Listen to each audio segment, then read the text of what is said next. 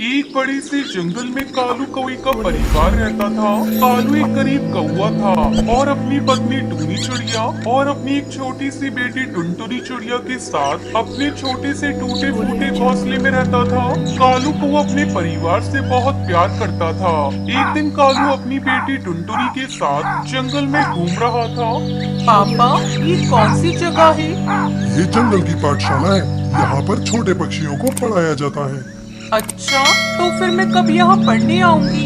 पहले मैं थोड़े पैसे जमा कर लूँ और जब तक तुम भी थोड़ी बड़ी भी हो जाओगी फिर मैं भी तुम्हें पढ़ने के लिए यहाँ भेजूंगा। अभी तो वैसे भी मेरी बिटिया रानी कितनी छोटी है। टुनटुनी चिड़िया अपने पापा की बात सुनकर कहती है, मैं बड़ी तो हो गई हूँ पापा, अब और कितनी बड़ी होंगी? अरे अभी कहाँ मेरी बिटिया बड़ी हुई है, तुम अभी इतनी छोटी सी तो हो। चलो मैं तुम्हें आगे का जंगल घुमाता हूँ। तभी कालू कौवे को रास्ते में उसका बहुत पुराना दोस्त बंटी कबूतर मिल जाता है। अरे कालू भैया, तुम यहाँ बड़े दिनों बाद मिले हो, कहाँ रहने लगे हो? अरे बंटी, क्या बताऊं यार, शादी करने के बाद काम में इतना ज्यादा व्यस्त रहता हूँ कि कहीं आने जाने का टाइम ही नहीं मिलता। आज तो अपनी बिटिया को जंगल घुमा रहा था कि तभी देखा तुमसे मुलाकात हो गई। अरे वाह, तुम्हारी शादी भी हो गई और इतनी प्यारी सी बिटिया भी है। क्या नाम है बेटा तुम्हारा? मेरा नाम टुनटुनी है। ये बड़ी ही प्यारी बिटिया है। और तुम क्या कर रहे हो आजकल?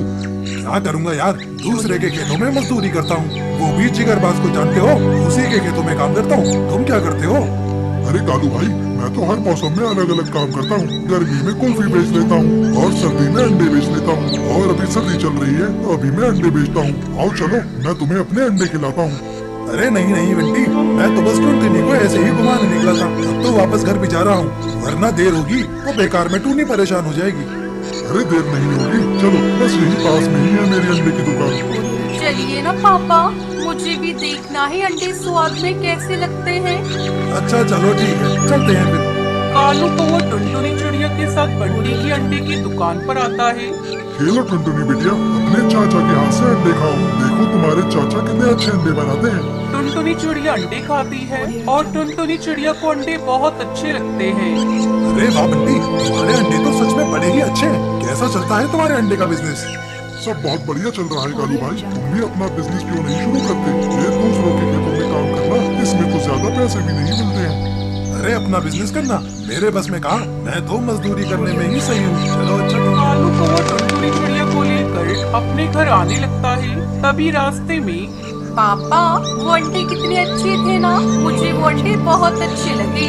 आप मुझे रोज ये अंडे लाकर देंगी ना? नहीं टुनटुनी बेटा, मैं तुम्हें रोज ये अंडे लाकर नहीं दे सकता, क्योंकि ये अंडे बड़े ही महंगे होते हैं। और अगर मैं अंडे लाने के लिए पैसे लूंगा तो फिर हमारे खाने के लिए दाना कहाँ से आएगा? फिर हम लोग क्या खाएंगे? टुनटुनी चिड़िया अपने पापा की बात सुनकर उदास हो जाती है। अगले दिन टुनटुनी चिड़िया अपनी दोस्त बुलबुल के साथ खेल रही थी। अरे बुलबुल, तुम्हारे पापा खेती कैसे करते हैं? मेरे पापा पहले बीज को खेत में बो देते हैं, उसके बाद उसकी खूब अच्छे से देखभाल करते हैं, तब जाकर उसमें फसल आती है। फिर अनाज की फसलों को काटा जाता है, फिर हमें मिलता है। हम उस अनाज को बेच देते हैं और फिर हमें पैसे मिल जाते हैं। इसका मतलब हम किसी भी चीज की खेती कर सकते हैं। हाँ, मेरे पापा भी तो बदल बदल कर खेती करते हैं। कभी गेहूं की खेती, कभी धान की खेती और कभी कभी तो सब्जियों की भी खेती करते हैं। ठीक है, फिर मैं तुमसे बाद में मिलती हूँ बुलबुल। अभी मुझे कुछ काम याद आ गया है, मैं वहीं जा रही हूँ। टुनटुनी चिड़िया बंटी कबूतर के अंडे की दुकान के पास जाती है। अरे टुनटुनी बिटिया, तुम यहाँ कैसे? और आज अकेली आई हो? पापा कहाँ है? पापा तो काम पर गए हैं अंकल, और मैं इधर से निकल रही थी तो मुझे आपके उस दिन के अंडे याद आ गए, जो मुझे खाने में बहुत अच्छे लगे थे। कितने के हैं वो अंडे बंटी चाचा? अरे टुनटुनी बिटिया, तुम्हें पैसे पूछने की कोई जरूरत नहीं है। ये लो, तुम ये अंडे ऐसे ही ले जाओ और सीधे जाना, ठीक है? और अंडे लेकर सीधे अपने घर के पीछे आ जाती है, जहाँ पर थोड़ी जमीन कच्ची थी। अब मैं भी यहाँ पर अंडे की खेती करूँगी और फिर जैसे बुलबुल ने बताया, मैं अपनी अंडे की खेती का पूरी तरह से ध्यान रखूंगी और फिर मेरे अंडे की खेती से मुझे अंडे खाने को मिलेंगे। टुनटुनी चिड़िया गड्ढा खोदती है और अपने अंडे उसी गड्ढे में डाल देती है और उसे वापस मिट्टी से ढक देती है और उस पर थोड़ा पानी डालकर टुनटुनी चिड़िया वहीं पर बैठकर सोचने लगती है। अब मेरी अंडे की खेती हो जाएगी तो फिर कुछ दिनों बाद मुझे खूब ढेर सारे अंडे खाने को मिलेंगी। फिर मैं मम्मी पापा को भी अंडे खिलाऊंगी। तभी वहाँ पर टुनटुनी चिड़िया की दोस्त बुलबुल आती है। अरे टुनटुनी, तुम यहाँ पर अकेली क्यों बैठी हो? क्या हुआ है? मैंने तुमसे पूछा था ना कि खेती कैसे करी जाती है। बिल्कुल वैसे ही मैंने भी खेती करी है। लेकिन टुनटुनी, तुम तो अभी बहुत छोटी हो, तुम खेती कैसे कर सकती हो? और किस चीज की खेती करी है तुमने? तुम्हारे पास बीज कैसे आए? अरे मैंने किसी भी चीज की खेती नहीं करी है, ना ही किसी अनाज की। मैंने तो अपने लिए अंडे की खेती करी है। जब मेरे अंडे की फसल आ जाएगी तो मैं तुम सबको अपने अंडे खाने के लिए दूंगी। बुलबुल जैसे ही टुनटुनी चिड़िया की बात सुनती है, जोर जोर से टुनटुनी चिड़िया का मजाक उड़ाकर हंसने लगती है।